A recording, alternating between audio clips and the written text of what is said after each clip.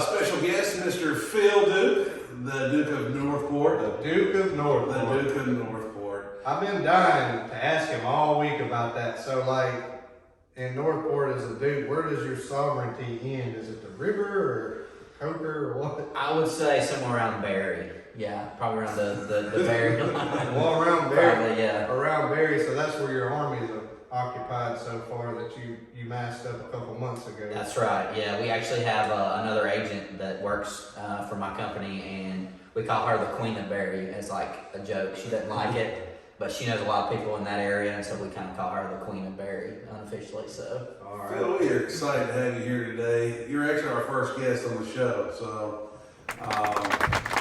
this is a little setup here, so I hope you like it. So. Yeah, dude, it's pretty sweet. Yeah, now we've got our White Yoakum record over there, and he's going to cover that. Yeah, Phil's going to be singing for us today, so we're happy about that.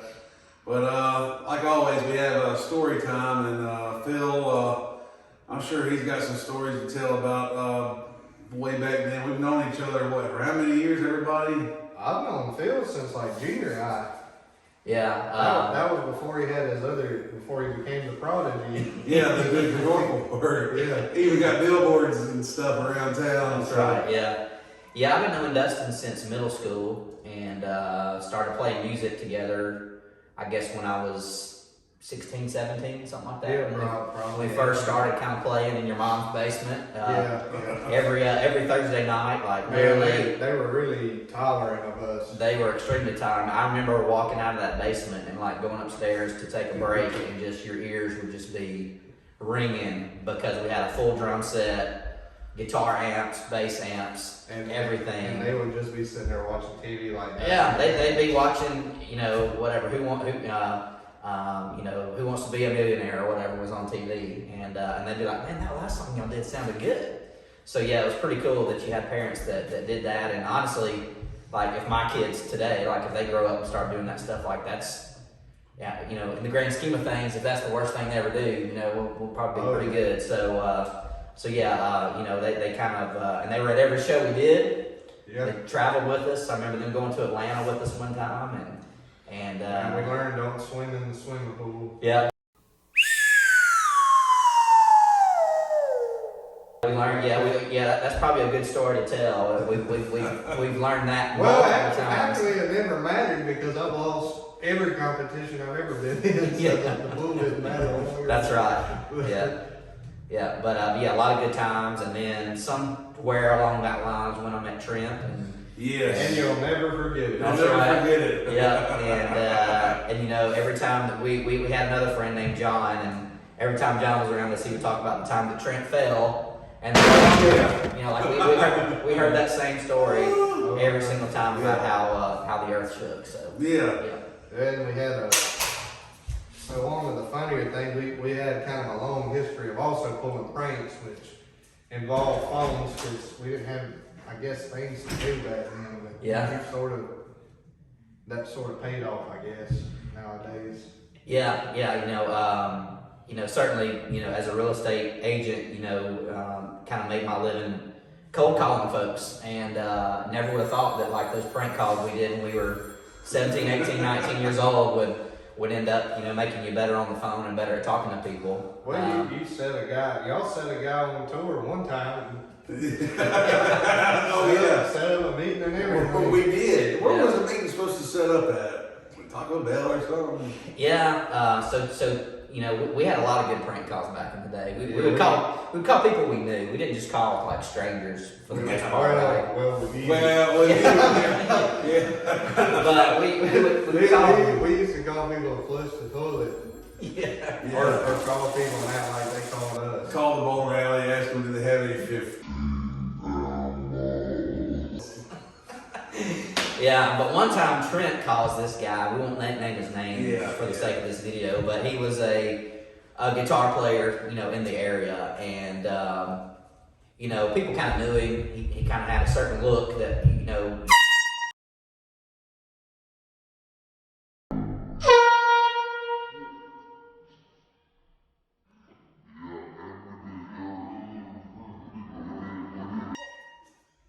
Yeah, and we did horns to people all the time too, back in the day. That one's a little weaker than You know That what? is, yeah, thank goodness. I knew that was coming and it scared me more than it. Yeah, we would do air horns too. On the bicycle, wasn't it?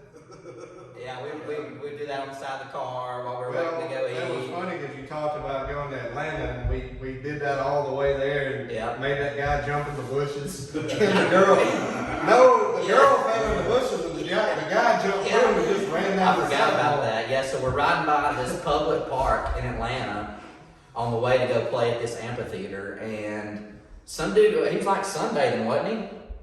I don't know. I think he was. I'm pretty sure he was like in this park with a beach towel. This is the way I remember, at least. He had like a beach towel. He was like laying out, getting some sun, and we ride by in the car, and we had like a fresh air horn, and we hit that thing, and that dude jumped up like a cat. I mean, I've never seen somebody move that fast. And then yeah, another girl fell in the bushes. The one I was thinking about was the girl. I think she was in a flower bed. And she fell in the bushes, and then some guy came through the hedges and just ran off like up the sidewalk. Yeah, I forgot about that, dude. That was hilarious. I don't even remember what park that was, but I do remember the dude sunbathing and him. Well, there was about 4 hours worth of driving between here and there that it could have been anywhere. Yeah, I could not. If you told me to go back to that amphitheater today, there's no way I'd be able to find it. But yeah, so one time Trent calls this guy up, and I don't even remember what kind of voice you use, but you use a voice that. It's probably one of my, hey, I don't know. Yeah. No, it was like, hi there. Hi. So. Hi, I'm a record producer there. Probably did something like that. Yeah, I think he pretended to be a talent. I don't know. Yeah, Something like like that. that. Do y'all remember where we did this at the Abandoned Mental Institute where we used to we used to go hang out. I don't think we were there. I think we were at your dad's land that night. I think we had like a bonfire. Well, I know for sure we prank called people from the mental hospital. Yeah, we did that too. Well, we were bored at the scary Yeah, common place to prank all We the ain't got no hospital. Yeah, the old Bryce before it caught on fire, Yeah. caved in and all that. Good Yeah, thing. I was there that night. yeah. But Trent calls this guy You up. were from there though, right? Yeah. No, my dad told you that at that time. Yeah, he did. Yeah.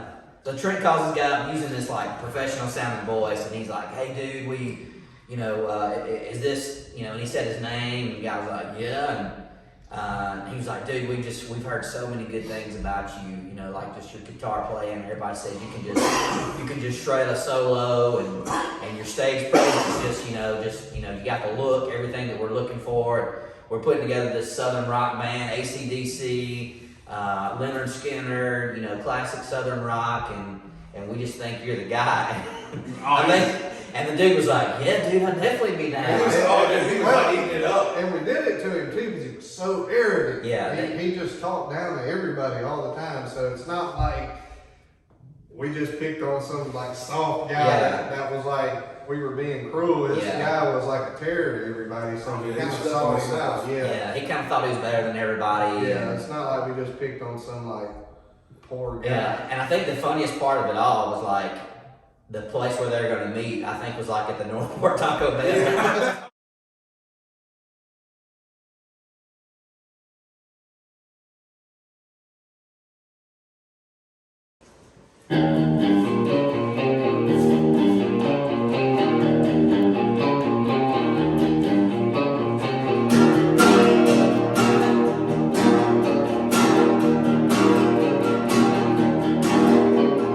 There's something else wrong.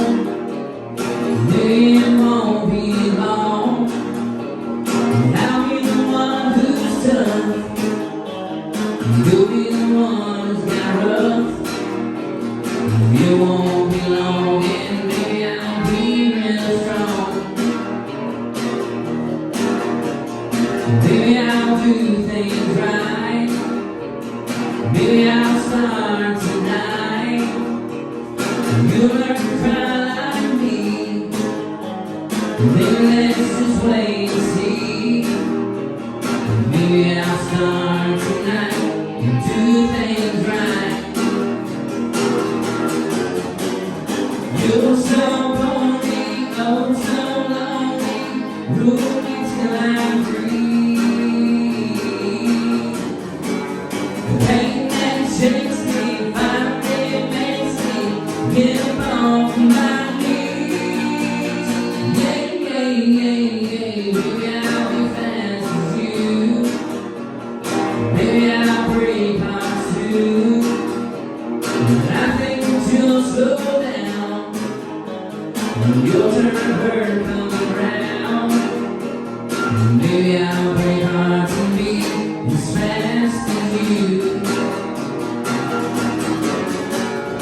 You're so lonely, oh so lonely. Move me till I'm free. The pain that shakes me finally makes me get up off my knees. Yeah, yeah, yeah, yeah.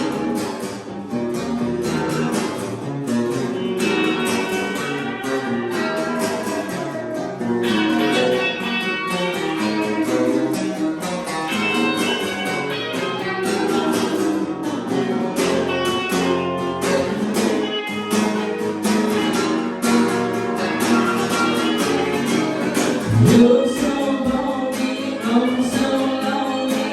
Move me till I'm free. The pain that shakes me finally